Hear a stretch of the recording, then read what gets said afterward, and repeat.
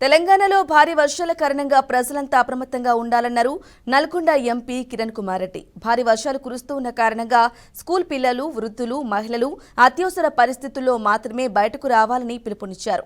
నాయకులు, కార్యకర్తలు వర్షాల కారణంగా అందుబాటులో ఉండాలన్నారు. వర్షాల అప్రమత్తతపై కిరణ్ కుమార్ ఓ వీడియో విడుదల చేశారు.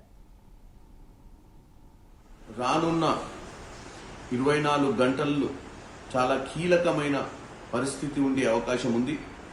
ఈ వానల వల్ల జరిగే నష్ట నివారణ చేయాల్సిన అవసరం మన నాయకుల మీద ఉంది.